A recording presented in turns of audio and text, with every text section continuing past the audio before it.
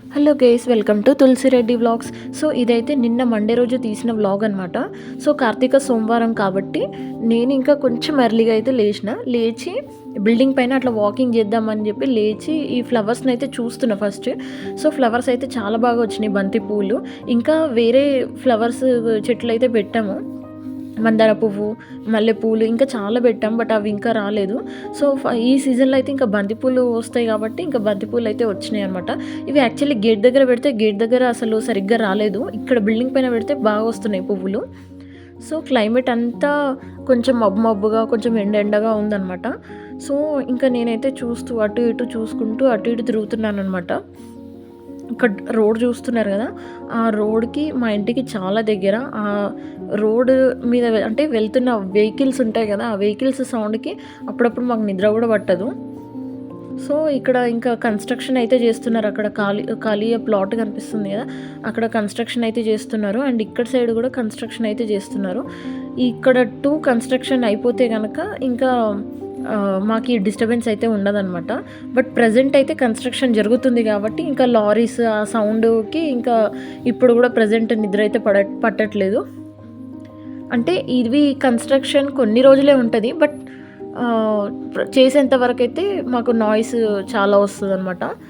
So ఇవైతే ఇంకా under construction. ఇంకా ఇది అయితే కనుక రోడ్ సౌండ్ అయితే మాకు ఎక్కువ రాదనమాట. సో ఈ రోజు నుంచి అయితే ఇంకా నాకు ఆఫ్టర్నూన్ షిఫ్ట్ అనమాట. సో ఈ ఆఫ్టర్నూన్ షిఫ్ట్లో నాకు బెనిఫిట్స్ ఏంటంటే అన్ని వర్క్స్ చేసుకొని నేను వెళ్తాను అనమాట, ఏ టెన్షన్ ఉండదు. అన్ని వర్క్స్ అంటే లైక్ నా personal works, like bank work ఏదైనా ఉన్నా సరే, ఏదైనా ఫంక్షన్కి అటెండ్ అయినా సరే, ఏది ఉన్నా సరే నేను అన్నీ క్లియర్ చేసుకుని ఆఫీస్కి అయితే వెళ్తాను. అసలు టెన్షన్ అనేది ఉండదు. ఎంత నైట్ అయినా సరే నేను వర్క్ చేయగలుగుతా, కానీ మార్నింగ్ అయితే వర్క్ చేయను అనమాట. సో కిందికి వెళ్ళి ఇంకా బ్రేక్ఫాస్ట్ దోశ అయితే చేస్తున్నా. నా వరకు అయితే నేను నోట్స్ అయితే తీసి పెట్టుకున్నా. ఇవైతే మా సిస్టర్కి, మా మమ్మీకి, మా డాడీకి అయితే వేస్తున్నా అనమాట. సో దోశ వేసిన తర్వాత ఇంకా నేనైతే ఫ్రెష్ అప్ అయ్యి పూజ అయితే స్టార్ట్ చేసుకున్నా. ఎందుకంటే ఈరోజు కార్తీక సోమవారం కాబట్టి, సో ఇంకా శివుడికి ప్రీతికరమైంది కాబట్టి నేను ఇంకా పూజ అయితే స్టార్ట్ చేస్తున్నాను అనమాట. సో ఈ కార్తీక మాసం రోజు ఎవరైతే సత్యనారాయణ స్వామి వ్రతం చేసి 10 మందికి భోజనాలు పెడతారో వాళ్ళకి మంచి జరుగుతుందని నమ్మిక అనమాట. సో ఇందులో ఇంకొకటి కూడా ఉంటుందన్నమాట. ఈ కార్తీక మాసం రోజు తులసి మాత పూజ అయితే చేస్తారనమాట కొంతమంది. సో తులసి మాత పూజ ఎందుకు చేస్తారంటే ఆ తులసి అమ్మవారికి వివాహం చేస్తారు ఈ కార్తీక మాసం రోజు.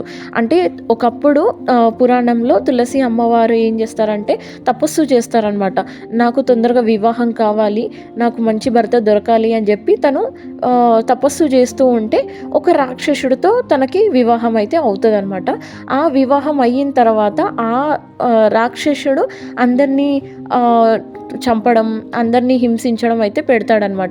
ఇవన్నీ చూడలేక శ్రీమన్నారాయణ ఏం చేస్తారంటే ఆ రాక్షసుడిని అయితే చంపేసి ఆ రాక్షసుడి రూపంలో అమ్మవారి ఇంటికైతే ఈ శ్రీమన్నారాయణ వెళ్తాడనమాట. శ్రీమన్నారాయణ అని తులసి అమ్మవారికి అయితే తెలీదు. తన భర్తని అనుకొని తను అన్నం పెట్టి కబుర్లు అయితే చెప్తూ ఉంటుందన్నమాట. అప్పుడు శ్రీమన్నారాయణ నిజం చెప్పేస్తాడు.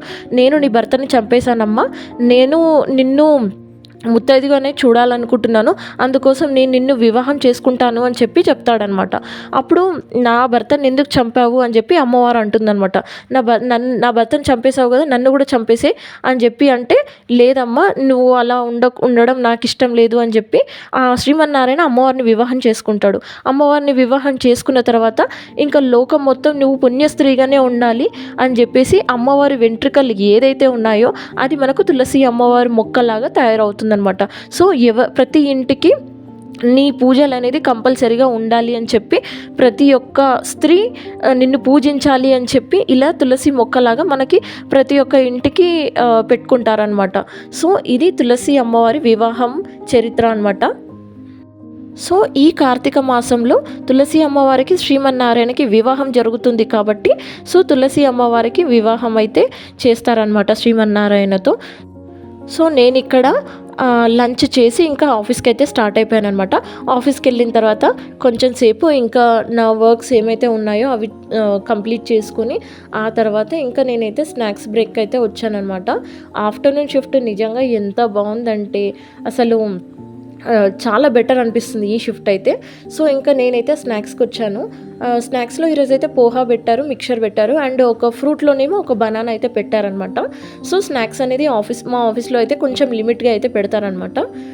దాని తర్వాత నేను మళ్ళీ కొద్దిసేపు వర్క్ చేసుకొని డిన్నర్కి అయితే వచ్చాను. డిన్నర్ బ్రేక్ నేను 8:00 అయితే తీసుకుంటానమాట.